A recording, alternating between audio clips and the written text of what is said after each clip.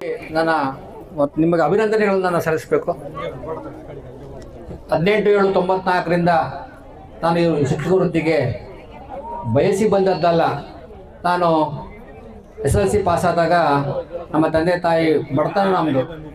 ಬೇಟಿ ಕೆಲಸಕ್ಕೆ ಹೋಗು ಅಂದಾಗ ನಾನು ಈ ಬೇಟಿ ಕೆಲಸ ಮಾಡಲ್ಲ, BCom ಮಾಡಿಕೊಂಡು ನಾನು ಬ್ಯಾಂಕಿಂಗ್ ಸೈಡ್ ಹೋಗಬೇಕು ಅಂತ ಹೇಳಿದೆ.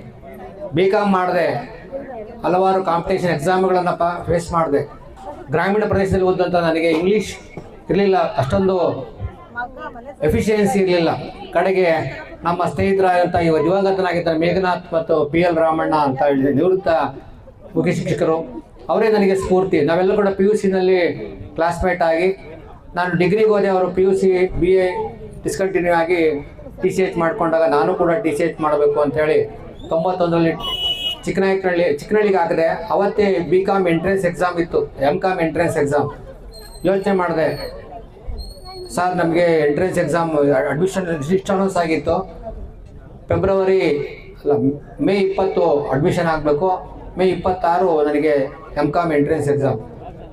ಬಡತನದಿಂದ ನೋಡಿ ಬೇಡ, ಟೀಚರ್ ಕೆಲಸನೇ ಮಾಡೋಣ ಅಂತೇಳಿ ನಮ್ಮ ತಂದೆ ತಾಯಿಗಳ ಅನಿಸಿಕೆಯಂತೆ 92ರಲ್ಲಿ TCS ಕಂಪ್ಲೀಟ್ ಮಾಡಿ 94ರಲ್ಲಿ ಪಾವಗಡ ತಾಲೂಕಿಗೆ ಶಿಕ್ಷಕ ವೃತ್ತಿಗೆ ಜಾಯ್ನ್ ಆದೆ. ನಂತರ ಎಲ್ಲವನ್ನು ಕೂಡ ನಮ್ಮ ಉಮಾಶಂಕರ್ ಹೇಳಿದ್ದಾರೆ. ಈ ಅವಧಿಯಲ್ಲಿ ನಾನು ಸಾಕಷ್ಟು ಶಿಕ್ಷಕರನ್ನು ಸಂಪಾದನೆ ಮಾಡಿದ್ದೀನಿ ಅಂತ ನಿಮ್ಮೆಲ್ಲ ನೋಡೋದು ನನಗೆ ಗೊತ್ತಾಗ್ತದೆ. ಇದೆಲ್ಲವೂ ಕೂಡ ನಮ್ಮ ತಂದೆ ತಾಯಿ ಹಾಕ್ಕೊಟ್ಟಂತಹ ಒಂದು ಭಿಕ್ಷೆ ಅಂತ ನಾನಾದರೂ ಭಾವಿಸ್ತೀನಿ. ಯಾಕೆಂದರೆ ನಮ್ಮ ತಂದೆಯವರು ಕೂಡ ಬಹಳ ಸೌಮ್ಯ ಸ್ವಭಾವದವರು. ನಮ್ಮ ಸ್ವಂತ ಊರಿನವ್ರು ಸಾಕಷ್ಟು ಜನ ಬಂದಿದ್ದಾರೆ, ನಮ್ಮ ಪಟ್ನಾಯಕನಹಳ್ಳಿಯವರು. ಅವರಿಗೆ ಅವರ ಒಂದು ಮನೋಭಾವ ಗೊತ್ತು, ಅವರ ಒಂದು ಅಭಿಮಾನವನ್ನು ಇಟ್ಕೊಂಡು ಬಂದಿದ್ದಾರೆ. ಹಾಗಾಗಿ ನಿಮ್ಮೆಲ್ಲರೂ ಕೂಡ ಈ ನನ್ನ 31 ವರ್ಷ 5 ತಿಂಗಳ ಅವಧಿಯಲ್ಲಿ 22 ವರ್ಷಕ್ಕೂ ಹೆಚ್ಚು ಕಾಲ ನಿಮ್ಮ ಸಂಘಟನೆಗಳಲ್ಲಿ ನಿಮ್ಮ ಅವಶ್ಯಕತೆ ಇದೆ ಅಂತ ನನ್ನ ಅಪಾರ ಓಟ್ಗಳಿಂದ ಸೆಲೆಕ್ಟ್ ಮಾಡ್ಕೊಂಡು ಬಂದಿರತಕ್ಕಂಥ ನಿಮ್ಮೆಲ್ಲರೂ ಕೂಡ ಹೃತ್ಪೂರ್ವಕವಾಗಿ ಅಭಿನಂದನೆಗಳನ್ನು, ಧನ್ಯವಾದಗಳನ್ನು ನಾನು ಅರ್ಪಿಸಲಿಕ್ಕೆ ಇಷ್ಟಪಡ್ತೀನಿ. ಹಾಗೂ ನನ್ನ ಕರೆಗೆ ಹೋಗೊಟ್ಟು ಬಂದಿರತಕ್ಕಂಥ ಎಲ್ಲ ನನ್ನ ಸಹೃದಯ ವೃತ್ತಿ ಬಾಂಧವರಿಗೆ, ನನ್ನ ಕುಟುಂಬ ವರ್ಗದವರಿಗೆ ಎಲ್ಲರೂ ಕೂಡ ನಾನು ವಂದನೆಗಳನ್ನು ಅರ್ಪಿಸ್ತಾ ಇದ್ದೇನೆ. ಅದಕ್ಕೆ ಮುಂಚಿತವಾಗಿ ಸರ್, ನಮ್ಮಲ್ಲಿ ಸರ್, ನಿಮ್ಮ ಜೀವನದಲ್ಲಿ ನೀವು ಧನ್ಯವಾದಗಳನ್ನ ಹೇಳಲೇಬೇಕು ಅಂದ್ರೆ ಯಾರಿಗೆ ಹೇಳೋದಕ್ಕೆ ಇಷ್ಟಪಡ್ತೀರಾ ಸರ್? ನನ್ನ 31 ವರ್ಷಗಳ ಅವಧಿಯಲ್ಲಿ 5 ಶಾಲೆಗಳಲ್ಲಿ ಕೆಲಸವನ್ನು ಮಾಡಿದ್ದೀನಿ.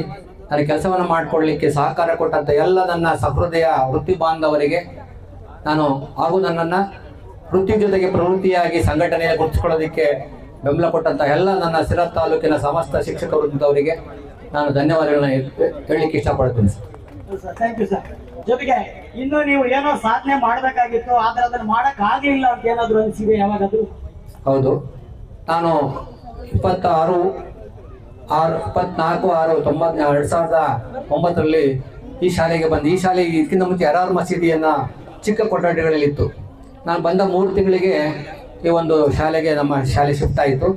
ಬೃಹದಾಕಾರವಾಗಿರ್ತಕ್ಕಂಥ ಕಟ್ಟಡ ಹಾಗೂ ಕ್ರೀಡಾಂಗಣವನ್ನು ನೋಡಿ ಏನಾದರೂ ಸಾಧನೆ ಮಾಡಬೇಕು ಅಂತೇಳಿ ನಾನು ಮನಸ್ಸು ಮಾಡಿದಾಗ ಇಮಿಡಿಯೇಟ್ ಆಗಿ ಒಂದು ಕಾನೂನು ಸಮರ ಸ್ಟಾರ್ಟ್ ಆಯಿತು. ಈಗ ಒಂದು ಕಟ್ಟಡ 2 ಇಲಾಖೆಗಳ ನಡುವೆ ಒಂದು ಸಂಘಟನೆ ನಡುವೆ.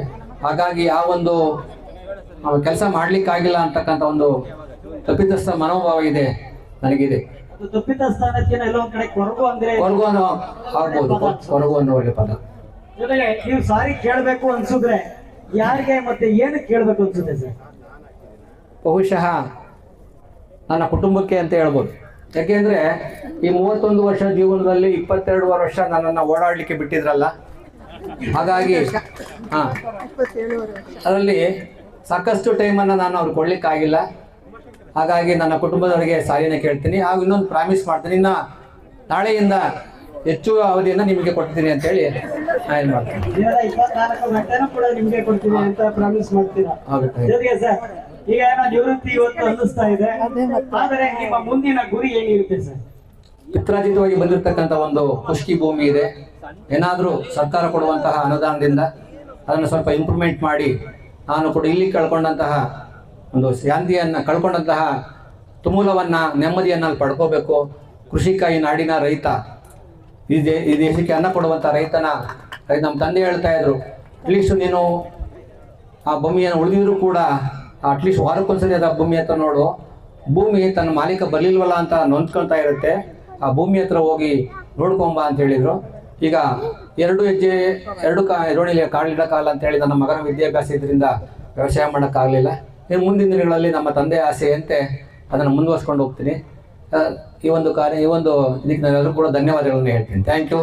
ದಯಮಾಡಿ ಎಲ್ಲರೂ ಕೂಡ ಜೀನಿ ಸ್ಲಿಮ್ ತಗೊಳಕ್ಕೆ ಸ್ಟಾರ್ಟ್ ಮಾಡಿದ್ನೋ ಅವಾಗ ಮಂತ್ಲಿ ಪೀರಿಯಡ್ಸ್ ಆಗ್ತಾ ಇದ್ದೀನಿ. PCOD ಪ್ರಾಬ್ಲಮ್ ನಾರ್ಮಲ್ ಆಗಿದೆ, ಥೈರಾಯ್ಡ್ ನಾರ್ಮಲ್ ಆಗಿದೆ. ಪೀರಿಯಡ್ಸ್ ಎಲ್ಲ 6 ಮಂತ್ ಆದ್ರೂ ಆಗ್ತಾ ಇದ್ದಿಲ್ಲ, ಇವಾಗ ರೆಗ್ಯುಲರ್ ಪೀರಿಯಡ್ಸ್ ಆಗ್ತಾ ಇದೆ. ಜೀನಿ ಸ್ಲಿಮ್ ನ ಯೂಸ್ ಮಾಡಿ 8 ತಿಂಗಳಲ್ಲಿ 55 kg ಸಣ್ಣ ಆಗಿದ್ದಾರೆ. ಜೀನಿ ಸ್ಲಿಮ್ ತಗೊಳ್ಳಿ, ಬೇಗ ಸಣ್ಣ ಆಗ್ತೀರಾ, ಫ್ಯಾಟ್ ಲಾಸ್ ಆಗ್ತದೆ. ಜೀನಿ ಸ್ಲಿಮ್ ನ ಯೂಸ್ ಮಾಡಿ 100% ಯಾವುದೇ ಸೈಡ್ ಎಫೆಕ್ಟ್ ಇಲ್ದಂಗೆ ಸಣ್ಣ ಆಗ್ತೀರಾ.